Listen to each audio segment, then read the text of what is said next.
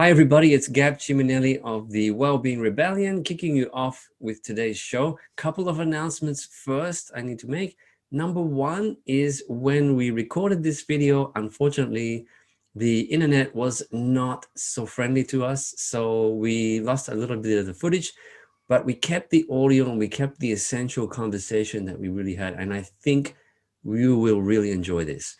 So what we've got here is a kind of podcast style video, which is not going to have our smiley faces on it, but please play us in the background. Go ahead, do what you need to do while you're tuning into what we have to say, because I think it has a really important message for you this time. Okay, announcement number two. Got to let you know that before this particular video, we were kind of more known as the 4 Coaches for Life. And we've kind of moved past that now. We're on to the Wellbeing Rebellion, and we have 5 coaches. And each of us represents one of the 5 essential elements of your well-being. And now that we're kind of moving past COVID, we are actually all gathering here to try and help everyone rebuild their well-being. All right. So I really hope you enjoy the show today.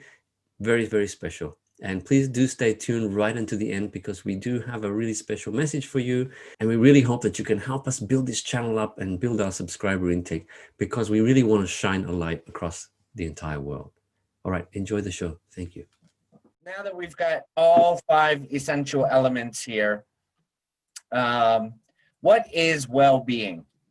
And what is the 5 essential elements? So basically, let me kick it off by saying that 10 years ago, when I was coming back from the US after having a pretty serious illness of contracting lupus and about 6 months of being really sick in Japan, to the point where I was almost dying. And I went back to the US, and within 3 months' time, the environment, being back on the farm, having doctors who could diagnose me as having lupus, and getting me on the track of recovery, within 3 months' time, I healed myself. And on my way back to Japan at the airport, there's always been kind of a pattern when I go into a bookstore. There's a book that is standing off the shelf. It is like ready to reach out and be grabbed and pulled off the shelf. And that's always been a book that I'm meant to read and do something with. And this book right here, Wellbeing, the 5 Essential Elements, by the Gallup organization and their research.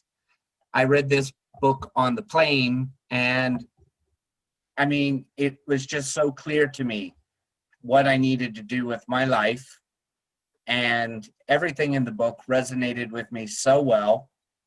And I just believed that one day this book, this concept, this philosophy, the research, I'll be able to use it in my career.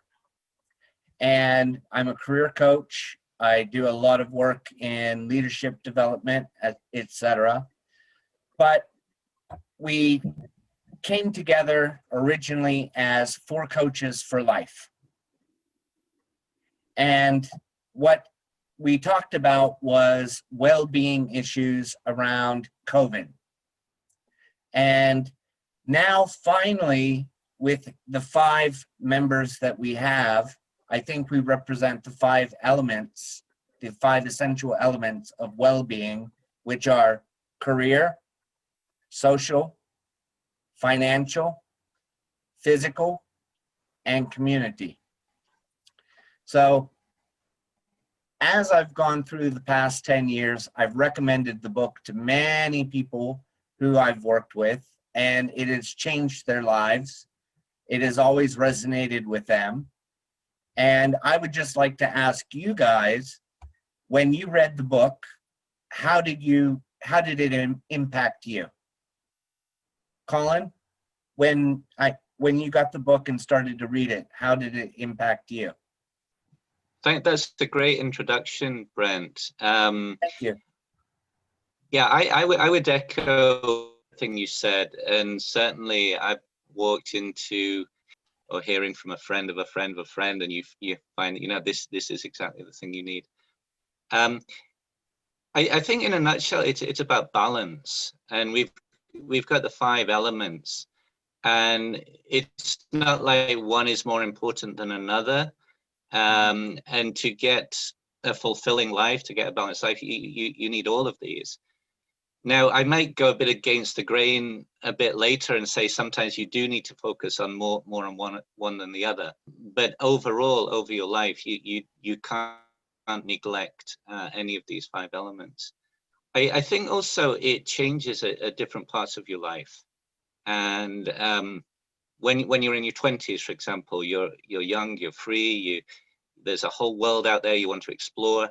Maybe you want to get away from the family, get away from your hometown, start a new career, start a new business, meet the person you love, start a family.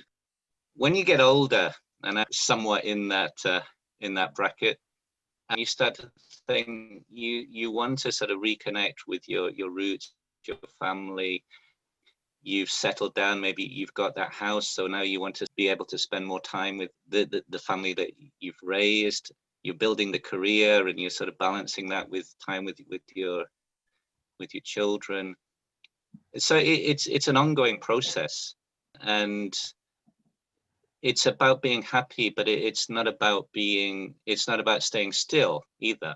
I think we were put on this planet, and whether you're religious, spiritual, whatever, if God put you here or the universe, there's a reason we're here, and the reason is not static. And Colin, who would you like to hear from next? Well, let's start on my left. Okay. New community guy. Wow. When I first picked up the book, it was at the Brent's recommendation, and I have with my the past 20 years, I've always just been really busy with my career. All of my research, all of my personal development was really kind of just being poured into my career about how could I do my job better, how can I solve problems better at work. And so all of my downtime, all of my personal free time, it wasn't spent discovering about who I am, areas of discovery that would kind of directly impact things I did at work. And when I read this book, it opened my mind that it's possible to excel in any one of these well-being areas if that's where your whole focus is. If all of your energy is going in there, sure, you're going to see improvements in that area of well-being, like career well-being, but it's at the expense of all of the other parts of your life. And when I look back across the past 20 years of my life, 20 or more, it's like my social well-being suffered, and my physical well-being suffered. Those were like the 2 things that took immediate hits, and I wasn't even really aware that I was just putting all my energy into one bucket and really kind of ignoring all the other aspects of my life, because I was thinking if my job is great, then my whole life will be great. That was my whole philosophy. But it took really sitting down with this book to realize that no, it's like career well-being is just one little part of that whole picture that makes us feel like we're having a life worth living, or that we're living at the maximum capacity that we can, and so Right on. looking at the book, it's like I had aspects of social well-being in my career, one aspect of it, but to me it was kind of like everything. And if I was really looking at it now, here I am on the precipice of a brand new beginning, It's like drowning in uncertainty, and it's where what's the term that the book was using, where you set up your payments and everything ahead in advance, so that you take that burden off your shoulders. It's the same with like physical well-being. You set those if you go to a restaurant, like let's say, well, today I'm going to go with my friends, we're going to go check out the vegan restaurant. I'm not going to have like the big rack of ribs with smothered, covered, French fries on the side. I'm going to have something that's very healthy altruistically for my body. And so it's setting up those personal preset defaults, where including the types of groceries you buy, so that when you go to when your stomach does get the grumbles, and you go to the kitchen and open up the fridge or open up the snack cabinet, your choices are all healthy. You're setting yourself up to be, so that your short term, as the wellness book explains, when your short term gains can line up with your long term goals, and those decisions that you make in the short term are in sync with those long term goals, you're setting yourself up to succeed in the long term. And I was like, wow, this is something I can immediately apply to my life right now. And it happened during lockdown. It happened during isolation, and I've seen my life improved on every level. Awesome. Financially, guys, I'm actually, if we look at numbers alone, I'm the worst off I've ever been, right? But my financial well-being is the best it's ever been, because I've set up all of those defaults. I'm living within my means. Sometimes when you spend things on experiences with friends and things, those are memories you have for life, and those memories and those social connections that you're strengthening through social activities with friends. Now I'm just blessed to have the social well-being, all of you guys, in my friend networks and my career networks, but really digesting this book and just seeing how the 5 elements are interconnected. And when I'm applying my energy into all of these, I've seen firsthand, it's transformed my life. The reward that I feel, it's really indescribable. And it's so much more than just buying something fancy for myself. It is so much more than that. It's exponentially more than that. And so that's really the impact I had. And thank you guys so much. Thank you, Brent. It sounds like you have thriving well-being. I can only see you increasing that well-being in all those 5 elements going forward from now. You're awesome, bro. Okay, Judd. Do I pick the next person? Yeah, either social well-being or physical well-being. Yeah, social or physical? Let's get physical. Social well-being. Social well-being. It's going to be really difficult for me to add on this, because you gentlemen have described the book so well. I guess what I can say is what the book really did for me as a life coach, as a soft skills coach, as a leadership trainer, is that it reinforced my message of my own life. And when I picked up the book and I got to the second chapter about social well-being, the very first paragraph, which I will share with you shortly, really stood out and emphasized my message. And what is that message? This is the message that I bring to all of my classes, to all of my coaching. And it's one of the first questions I ask in some of my leadership training classes. And the question I usually ask people is, what was the most memorable project that you work on? And, they give me all these reasons. There was a project 10 years ago, or it was a project related to this, or it was a project overseas. And then I proceed to ask them the reasons why. Why was it such a memorable project? And I get really good answers. But the one I get the most is this one. It was really about the people they worked with. They mentioned things like they had fun on the project. It was challenging and it was hard and there were tough moments, but they learned a lot. In fact, they learned the most when the people they worked with were also indulged in the process of learning and they were enjoying it. It's all about the social interaction in those projects. People remember the emotions that went with that teamwork, the emotions that went with the challenges, the emotions that come out at the end when you have that sense of achievement and that project was successful. And that's why this first paragraph stood out at me, because I'll read it to you. It says, very first paragraph, when you reflect on the most memorable events, experiences, and moments in your life, you'll notice that they have something in common: the presence of another person. The best moments and most agonizing ones occur at the intersection between two people. And yet we often underestimate the impact of our closest relationships and social connections. So people who worked on those amazing projects and had all those amazing memorable experiences remember them for the rest of their lives. Right? And they remember the people, and a lot of them continue to stay in touch no matter where they are in the world. And if you look back on your own lives, no matter how many years you've lived on this planet, you'll find that there have been experiences that you find most memorable. And you'll also find experiences that were really challenging.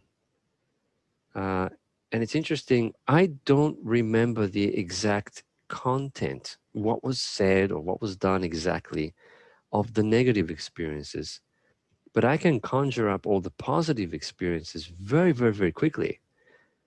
And I've had a lot of people pass away in my life, a lot of dear and loved people whom people would say they've lost.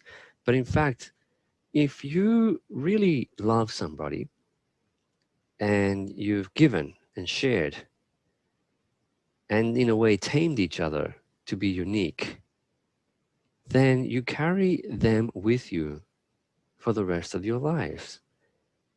And this is how I'm able to conjure up those people within seconds if I need to. I can still hear their voices. I can still see their smiles. I can still see the color of their eyes and hair.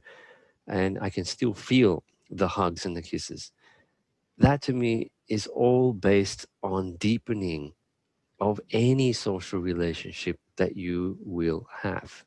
And it's those little things that you do that can have such a positive impact on people that you just never know what kind of impact you're having, right? You're not making that intention to get involved with other people. It just happens that way.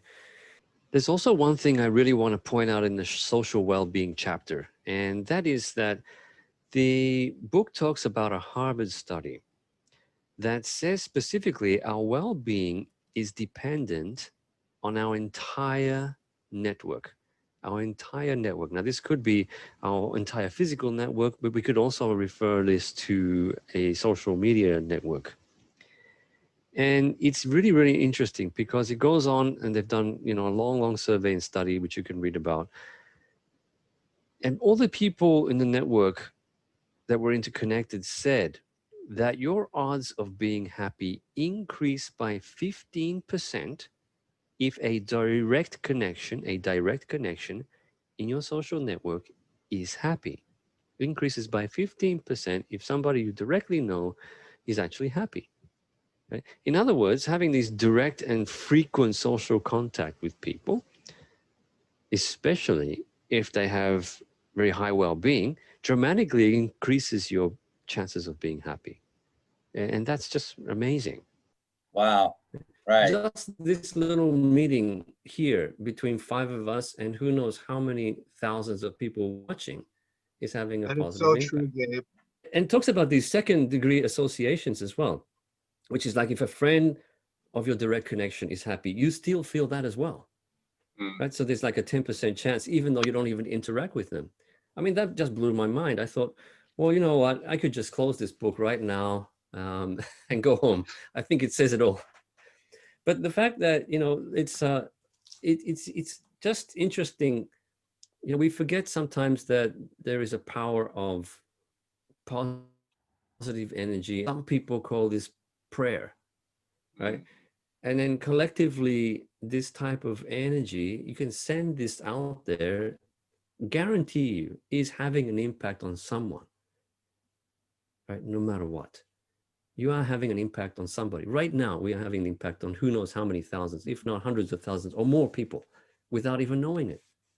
Right? And that's the key to the future of social well-being, I feel, because we can send that positive energy out to anybody. The thing is, we kind of look for it always on the outside. We're always kind of looking for people or looking for interactions. But don't forget, there is a piece like that too. Right? You can still send positive energy, communicate through just energy and thoughts. Of course, the other thing is to take action. So I go around doing motivational speaking about, we have to take some kind of action to help everybody, right? Little things that count. Things like, in the book talks a little bit about this too, but things like singing. Judd mentioned a nice one before. We all have an inner child, I believe, that's screaming out to play somewhere. Right? Use that. That little piece of positive play actually creates a lot of positive energy around. Jumping, dancing. One of the things I talk about is spontaneity. Do something out of the ordinary. Instead of opening the door in the morning and greeting your family with a simple good morning, slam the door open and say buongiorno tutti, or get the energy going first thing in the morning. You'll be surprised how things change. Of course, people will turn around and think you're mad, right? But you have to tap into a little bit of that madness in order to get that positive energy going. So it's those little things, and those are the ones that make a difference. Hear, hear. To be a big situation. So the book itself, for me, it's also pointed out things that I should be kind of working on as well, right? As a balance. There are some of the areas in my own life that I also feel I need help. Coaches need help too, right? And admitting to that is going to actually make us a better coach as well. So absolutely. I'm looking forward to really experiencing this kind of new chapter for us in this Wellbeing Rebellion with all of you. Learning and sharing and giving is basically the way I live my life. Thank you, Gab. Amen, Gabe. That's beautifully said. All right. And then let's hear from our physical well-being guru, Ryan. Jedi Master. Oh, you guys, you probably nailed everything I wanted to say. Start off with the idea and understanding that since I was really young, I've always been exploratory, and through my lifetime, many self-help books, many religious books, spiritual books, been through all of that. And it wasn't too long ago that we started to create this Wellbeing Rebellion. And the thing that I found that really hit me with this book was its simplicity. Simply breaking it down into 5 components that have been very well researched, that those components really entail what a powerful, beautiful, well-lived life is. And for me, that was actually powerful for me because oftentimes I get sidetracked, or I'll be focused fully on the finances, or I'll be focused fully on the physical health, and forget that there are other components too that we need to put into play. And so for me, it was a book that grounded me again and made me realize where in those 5 components is there a part of that component that is missing, or one of those components that isn't as a high level. Now I agree with Colin. I do think that there probably are changes as we change. Again, when you're young, you don't even necessarily pay attention to your physical well-being because you just physically feel well.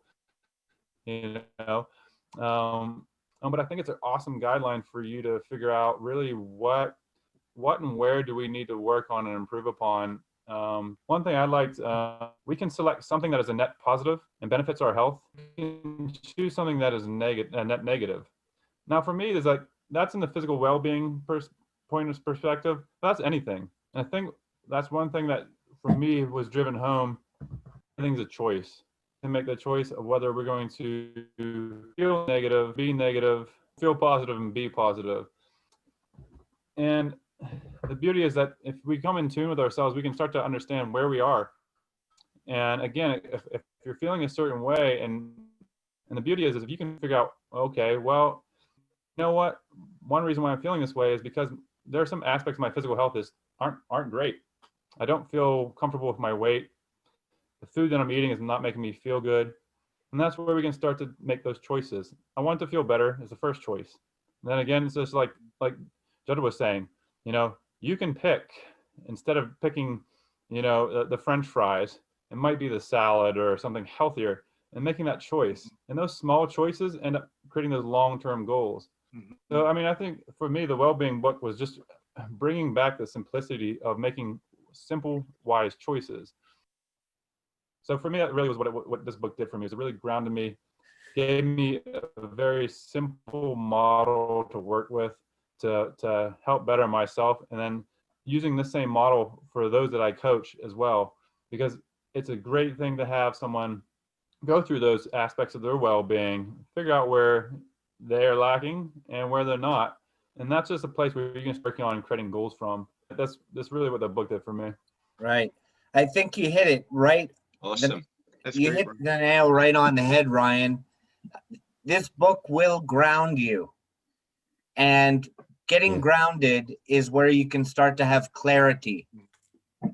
You can also take an assessment with this book that will evaluate your levels of well-being within those 5 essential elements. Are you thriving, surviving, or struggling in any of those 5 areas? And where you're thriving, you keep those up and then divert energy, make a conscious choice to start working little by little those small choices on where you're struggling or suffering. So I'm glad to hear that it helped ground you. That's what this book did for me as well. It got me grounded. And not because I was doing bad things, or maybe I was doing bad things, but not that type of grounded. Centered. Back to basics, just like you said, Ryan. It's interesting enough, 10 years ago, when they collected all of their research, they only found 7% of all the hundreds of thousands of people that they had interviewed or had do their research study, only 7% were thriving in all 5 areas of well-being. So, I wonder what that percentage would be now. That is exactly what I was wanting to say, and where I want to go with this in the future. If we can get more subscribers, the co-author of this book has said they would come on and update us on the current state of well-being. This is an ongoing research project for Gallup. Wow. And if we can get 100 subscribers or more, then yes, Jim Harter would be willing to come on the show and talk with us. Wow. As a special guest. Phenomenal. Yeah. If we get how many? 100 or more. At least 100 or more. At least 100 more. We can do that. Oh, easily. Now that we've got the challenge accepted. Challenge accepted. The Wellbeing Rebellion. Yes. Subscribe. Share. Leave a like. Big red button. So, on that note, I just want to leave you with, what commitments will you make to stay well and keep being? We love you. Thank you.